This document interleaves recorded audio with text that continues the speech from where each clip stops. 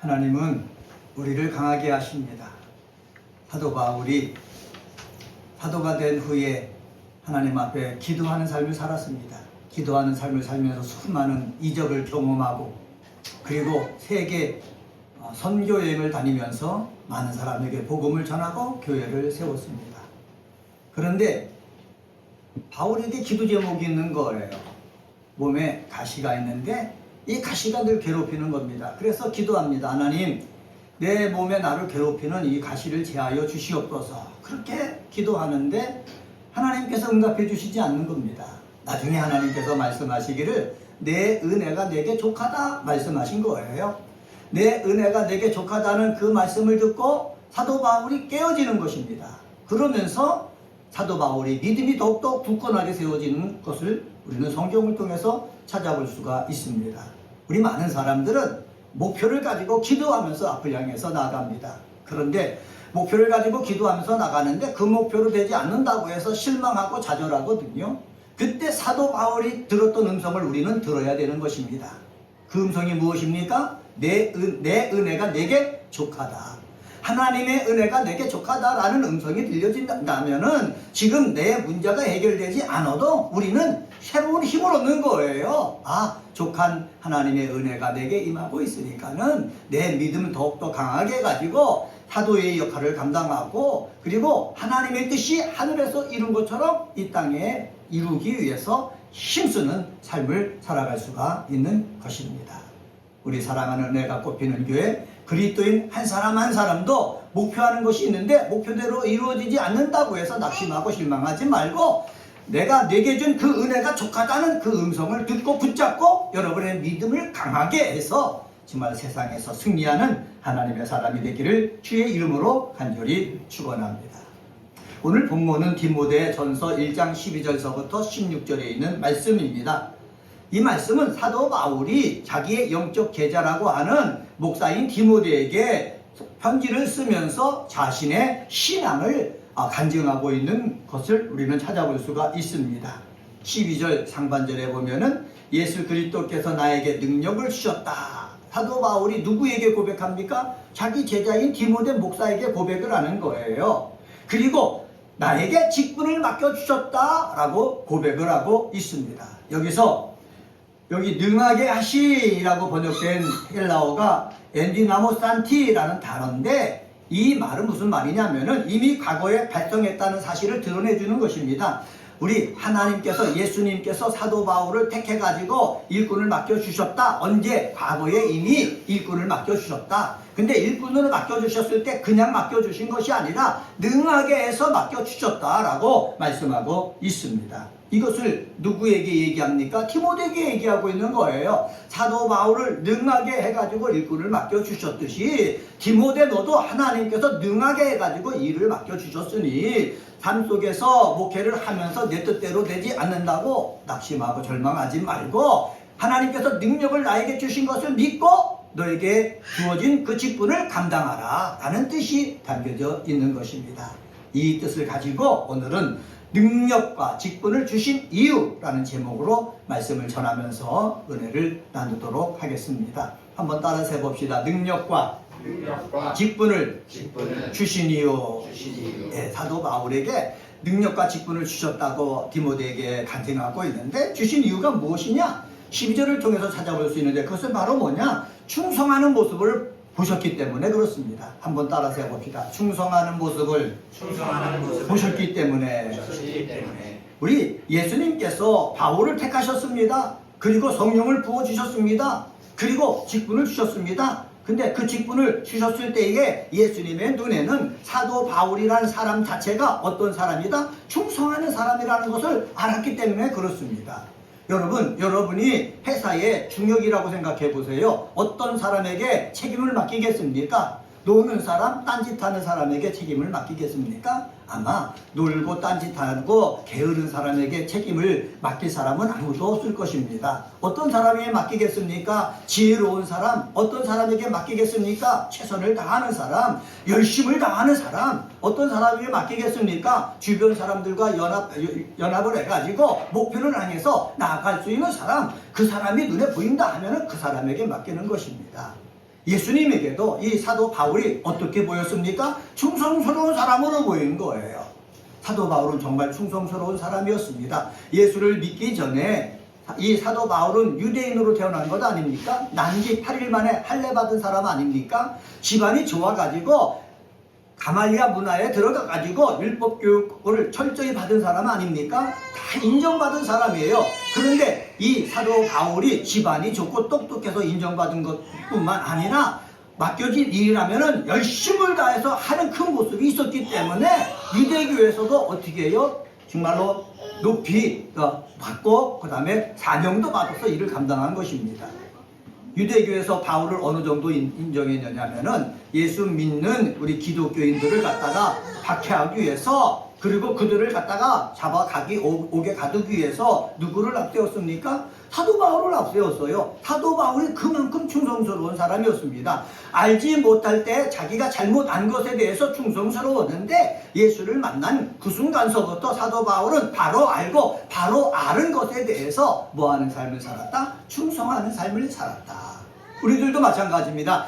예수를 바로 알지 못할 때는 세상에서 속하여서 내가 열심히 살 수가 있었을 것입니다. 그런데 성경을 읽고 기도하고 묵상하면서 우리 성령을 만나고 예수님을 안 다음에 우리는 충성하는 것을, 우리 하나님의 뜻을 이 땅에 이루는 것에 바꾸어서 그 일을 이행해서 다른 박질해 나갈 때 뭐가 된다? 하나님 앞에 영광이 된다라는 사실입니다. 이것을 사도 바울은 누구에게 말하고 싶은 것입니까? 디모데에게 말하고 싶은 거예요. 그리고 이것을 서신서로 써서 성경에 남게 했잖아요. 하나님께서 왜 서신을 쓴 이것을 성경에 남아서 그리스도인들에게 이것을 읽게 합니까? 읽게 하는 이유는 바로 뭐냐? 우리들도 예수를 통해서 성령의 역사로 인해서 하나님을 아버지라 부르는 하나님의 자녀가 되었는데, 하나님의 자녀가 되게 하신 이유가 바로 뭐냐? 우리들을 어떻게 충성스러운 일꾼으로 자라기를 원하기 때문인 것을 저는 확신합니다.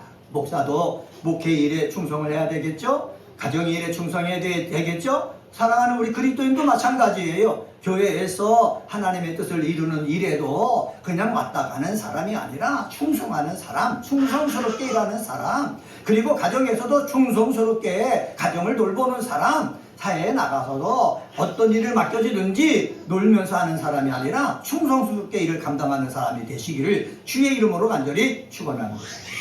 제가 몇 주 전에 우리의 믿음이 돈 중심이 아니라 믿음 중심이어야 된다 라고 말씀드렸습니다. 믿음 생활이 돈 중심으로 생활을 하면은요 정말 편하게 놀면서 사람 눈을 피해가면서 내가 돈만 받으면 생각을 하는 거예요. 그런데 믿음 중심으로 하는 사람들은 사람이 보나 안 보나 내게 맡겨진 일에는 최선을 다하는 거예요. 우리는 누가 보나 안 보나 정말로 맡겨진 일에는 최선을 다하고 성실한 모습 가지고 있는 믿음의 사람이 되기를, 그런 사람이 되어지기를 간절히 소망합니다. 여기 12절 말씀 같이 한번 읽어보겠습니다. 12절입니다. 시작.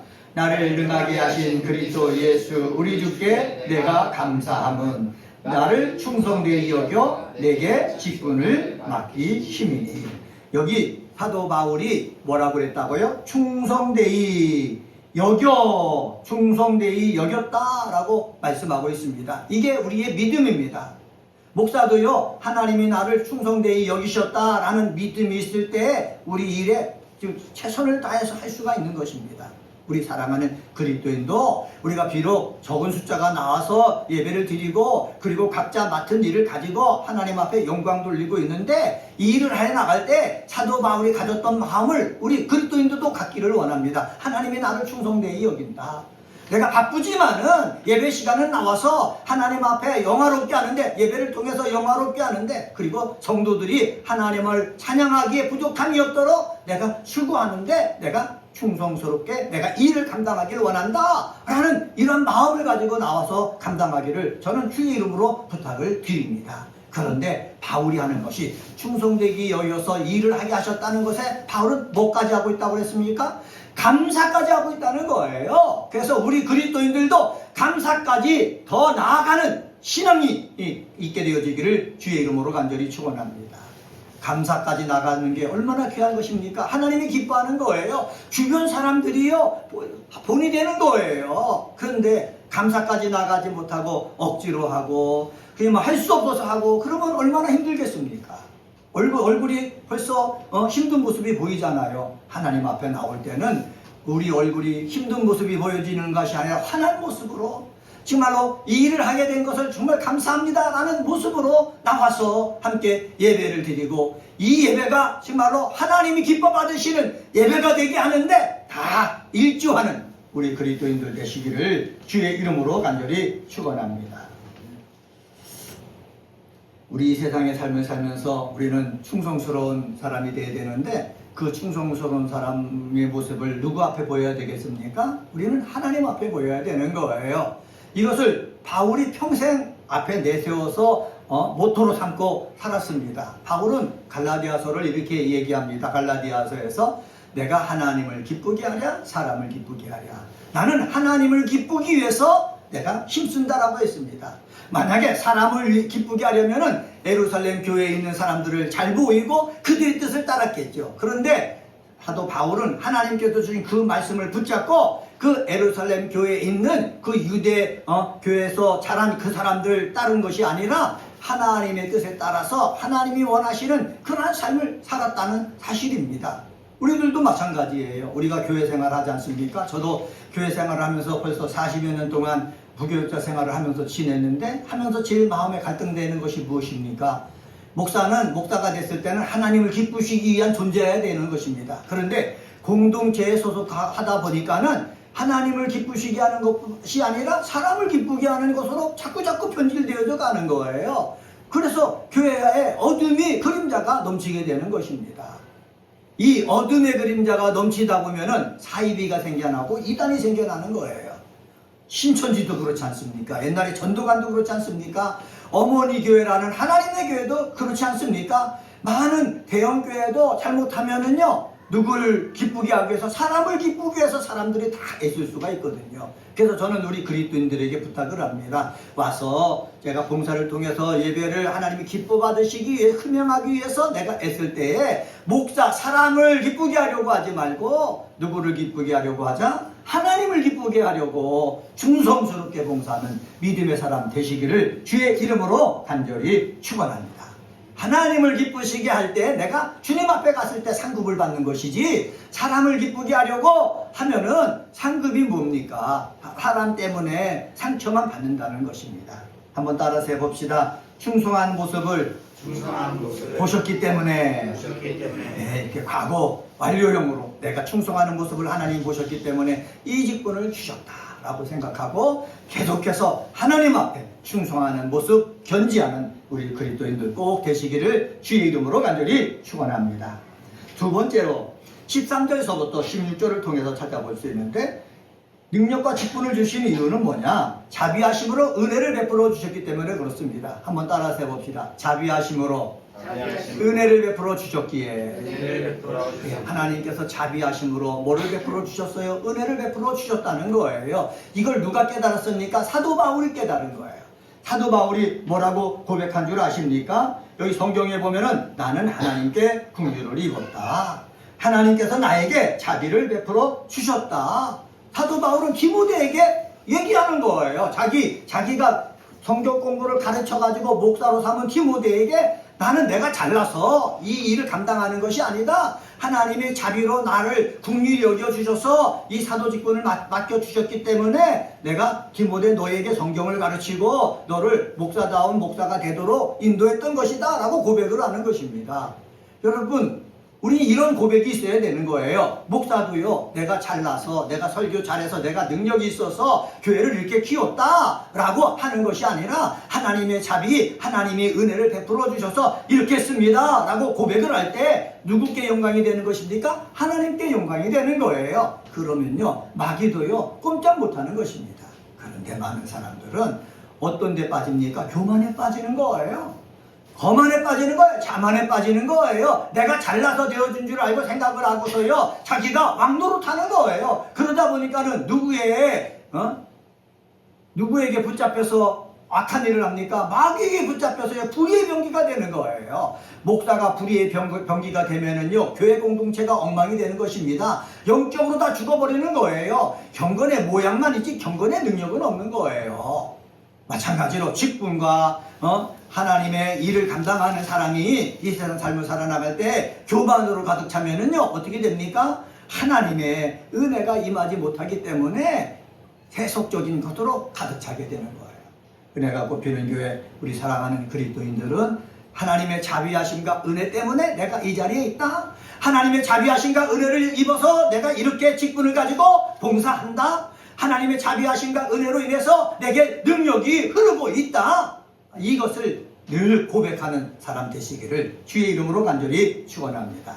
한번 따라서 해봅시다. 하나님의 자비하심과 은혜가 흐르고 있기 때문에 내게 능력이 있다.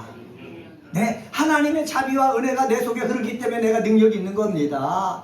근데 하나님의 자비와 은혜가 내 속에 흐르고 있지 않으면은 누구 힘으로 해야 되는 거예요? 내 힘으로 해야 되는 거예요. 내 힘으로 할 수 있는 역량은 한계가 있습니다. 이 한계를 뛰어넘기 위해서는 늘 고백을 해야 되는 거예요. 그래야 교만하지 않습니다. 자만하지 않습니다. 겸손합니다. 말씀 앞에 내가 무릎을 꿇을 수 있습니다. 성령 안에서 내가 성령 앞에 순종할 수가 있는 거예요. 예수님이 이 땅에 오셨잖아요. 하나님의 아들로 이 땅에 오셨어요. 하나님의 아들로 이 땅에 오셔서 그럼 하나님의 아들로 이 땅에 오셨으면 기도할 필요가 있으셨겠습니까? 성경을 읽고 암송하고 그럴 필요가 있으셨겠습니까? 원래 다 아시는 분인데. 그런데 예수님은 육체로 있고 계시기 때문에 어려서부터 늘 안식일 날 가면 회당을 찾아서 기도하셨어요. 찬양하셨어요. 그리고 성경 말씀을 두루마리를 그때는 사람들마다 다 가지고 있지 않았기 때문에 안식일날 회당에 가서 성경을 읽으셨어요. 읽으면서 어떻게 해요? 하나님이 나를 향한 뜻이 무엇인지 계속 어떻게 해요? 내가 깨달은 거예요. 아는 거예요. 그러면서 하나님의 아들이지만은 안식일날 가서 영광을 얻으려고 나간 것이 아니라 거기 나가가지고요, 하나님 아버지의 자비하심이 나에게 있다. 하나님의 은혜가 나에게 흐르고 있다. 이 자비하심과 은혜를 가지고 나도 죄인들에게 자비와 은혜를 베풀어야 되겠다. 한센병 환자, 문둥병 환자들에게 자비를 베풀어 줘야 되겠다. 죽을 수밖에 없는 저 죄인에게 자비를 베풀어서 새로운 삶을 살게 줘야 되겠다. 그런 삶을 계속해서 살아나간 거예요. 사도 바울이 이걸 디모데에게 얘기했습니다.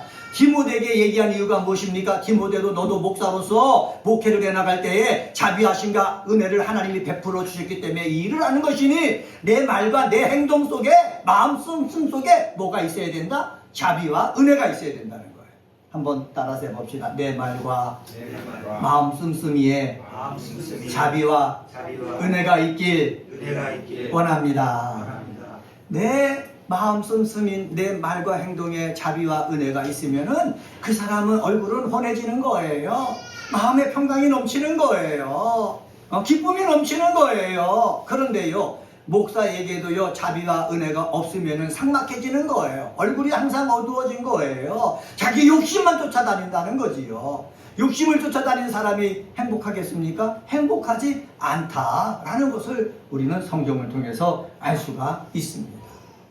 사도 바울이 자비와 은혜를 베풀어 주셨기 때문에 나는 직분과 능력을 받았다라는 것을 강조하기 위해서 사도 바울이 이렇게 고백합니다. 나는 과거에 어떤 사람이었다? 전에는 비방자였다는 거예요. 비방자였다. 말로 예수님과 교회를 갖다가 헐뜯는 자였다는 거예요. 그리고 나는 박해자였다는 거예요. 쫓아다니면서까지 그들을 어떻게 기독교에서 예수에게서 벗어나게 하려고 하는 그러한 사람이었다는 거예요. 그리고 나는 뭐였다는 거예요? 폭행자였다는 거예요. 말로만 헛듣고 그러면 행동으로만 쫓아다니는 것이 아니라 외부적인 압력까지 가하면서 했던 사람이라는 거지요. 이런 모습을 지나고 보니까 나는 죄인 중에 괴수다. 이렇게 사도 바울은 고백을 하고 있습니다. 죄인 중에 괴수, 비방자고 폭행자고 박해자였던 이 자신을 능력을 주셔갖고 직분을 맡겨주신 것은 뭐 때문에 그렇다? 하나님의 자비와 은혜 때문에 그렇다. 그러면서 자꾸 자비와 은혜의 사람이 되라 라고 말씀하셨다라는 것을 우리는 기억을 해서 우리 은혜가 뽑히는 교회, 우리 다니는 우리 믿음의 사람들은 자비와 은혜가 충만해져 가지고 이것이 얼굴에도 나타나고 말에도 나타나고 삶에도 나타나게 되어지기를 주의 이름으로 간절히 축원합니다. 세상은 돈 중심으로 사는 사람이 많이 있어요. 그래서 돈 중심으로 말하고 마음을 쓰고 행동을 합니다. 그렇기 때문에 손해보는 것을 조금 더 하지 않으려고 해요. 여기 속에 뭐가 은혜가 임하고 뭐가 임하겠습니까? 우리들은 정말 내가 손해를 보더라도 자비롭고 은혜를 베풀기 좋아하는 믿음의 사람 다 되시기를 주의 이름으로 간절히 축원합니다. 14절 말씀 같이 한번 읽어보겠습니다. 14절입니다. 시작. 우리 주의 은혜가 그리스도 예수 안에 있는 믿음과 사랑과 함께 넘치도록 풍성하였도다. 아멘. 그리스도 예수 안에 있는 믿음과 사랑과 함께 넘치도록 풍성했다는 거예요. 믿음과 사랑과 함께. 여러분, 자비 은혜가 뭐와 믿음과 사랑과 함께 넘치도록 풍성해져서 입술로만 주여 주여 하는 사람이 아니라 삶으로도 하나님의 영광을 나타내는 저와 여러분 되시기를 주의 이름으로 간절히 축원합니다. 세 번째로 직분과 능력과 직분을 주신 이유가 있는데 15절 16절을 통해서 찾아볼 수 있습니다. 한번 따라서 해봅시다. 믿으려는 자를 위해 본보기를 삼으려고 하나님께서 사도 바울을 택하셨어요. 그리고 능력을 주셨어요. 직분을 주셨어요. 이것은 바로 뭐냐? 앞으로 믿으려고 하는 그 사람들에게 뭐를 삼으려고? 본이 되게 하려고, 본보기가 되게 하려고 이런 것을 주신 것이라는 것입니다. 사도 바울은 말씀드렸듯이 비방자였다고 그랬지 않습니까? 박해자였다고 그랬지 않습니까? 폭행자였다는 것이에요. 그런 삶을 살았지만은 하나님께서 이 사도 바울에게 뭐를 은혜를 베풀었어요. 그래서 하나님의 일꾼이 되게 하셨어요. 일꾼이 되게 하시는 이유는 무엇입니까? 교회 앞에, 예수 앞에 이렇게 악랄한 못된 삶을 살아도 하나님이 오래 참으시는 이유가 있는데 그것은 바로 뭐냐? 하나님은 그러한 죄를 지은 사람들을 위해서 오래 참으시는 것을 보여주기 위해서다 라고 성경은 얘기하고 있거든요. 여러분 그렇습니다. 교회 나온다고 해서 나오면서 제 악을 범해도 하나님은 그냥 참고 계셔요. 보고만 계셔요. 왜 그렇게 하겠습니까? 다시 회개할 기회를 주시기 위해서요. 이것을 누굴 통해서 보여주신 거라고요? 사도 바울을 통해서 보여주신 것이라는 거죠. 그 당시에 초대교회 당시에 사도 바울이 예수 믿는 사람을 핍박하러 다닐 때 그때 기도하던 사람이 어떻게 기도했겠습니까? 하나님, 저 사울이라는 사람이 우리를 찾아다니면서 죽이고 박해합니다. 저 사람을 하나님께서 좀 해결해 주십시오. 아마 이런 기도를 했을 것 같지 않습니까? 네? 우리도 마찬가지예요. 그런 기도를 하는데 그런 사울을 갖다가 하나님께서 다메섹 상에서 빛을 통해서 눈을 가려주시고 그리고 아나리아를 통해서 기도해서 눈이 열려지게 하시고 성령을 임하게 하신 것은 바로 뭐냐? 이런 악한 일을 했던 사람이라도 하나님은 오래 참고 그리고 이 사람이 돌아오기만 하면은 어떻게 해요? 직분을 주시고 능력을 주셔서 하나님의 일을 하신다는 그 본보기를 내세우기 위해서 그렇습니다. 그래서 예수 안에 들어오면은요 안 되는 사람은 없는 것입니다. 변하지 않을 사람은 없는 것입니다. 세상의 눈으로 볼 때는 사람은 변하기 힘들다고 하는데 변할 수가 없을 것입니다. 그 모습 가지고 죽을 때까지 계속해서 살 것입니다. 그런데 하나님은 그런 사람에 대해서도 참으시거든요. 참으시는 이유가 무엇입니까? 은혜를 베풀면은 은혜를 받으면은 이 사람이 변화될 것을 알기 때문에 그 본이 누구라고요? 사도 바울이라는 것입니다.